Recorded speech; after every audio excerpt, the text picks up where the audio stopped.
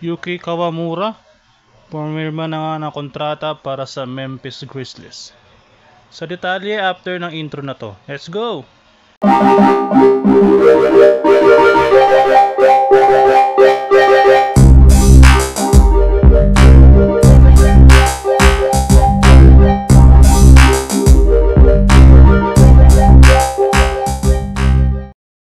Yun na nga mga kalods, ang our fellow Asian na si Yuki Kawamura from Japan ay pumirma na nga ng contract sa NBA.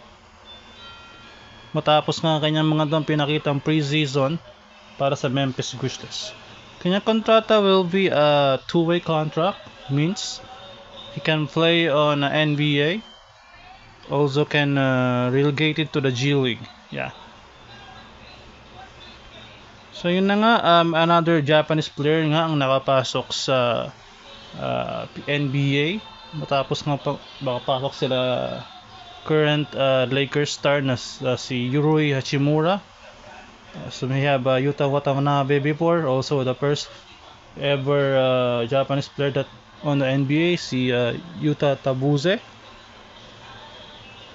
Kilala nga si Yuki sa Japan B-League matapos nga siyang manalo ng Rookie of the Year in MVP honors noong 2022-2023 season. Also nakilala rin siya sa internationally. Pangunahan nga ang Japan sa FIBA World Cup noong 2023 at sa recently concluded Summer Olympics. Do you remember that the Japan has almost defeated the host country France? Yeah, it's just nag-led doon sa overtime loss nila against France.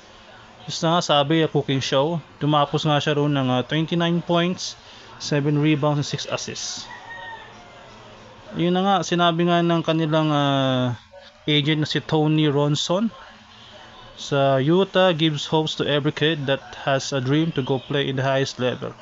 Sinabi nga nila ni kanyang agent na from Wasserman Sports na hindi nga hadlang ang height basta may puso ka sa paglalaro, which is nakita mo naman, di ba? Kung nanood ka ng preseason, maganda ng mga pasa niya doon sa preseason, kaya Zach Edney sa malalaki ng bigs ng Grizzlies. So congrats for Yuta Kawamura to get some contract. Hopefully in the near future makakuha siya ng standard contract. Maganda nga paniwala na rin ito after nga masign siya nung Exhibit 10 for material camp, then converted to a two-way contract, which is may chance pa rin siya mapaglaro sa regular season. Can regulate also for G League team ng Memphis Grizzlies. So that's it. So meron na naman Japanese player na nakapasok sa NBA despite sa lack of height, but has a heart in playing the basketball. So kailan kaya sa Pilipinas?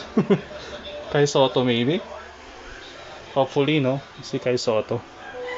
That's my update for Yuki Kawamura. Thank you for watching my YouTube channel. This is Raka. Have a good day. Don't forget to like and subscribe. Thank you and bye bye. See you.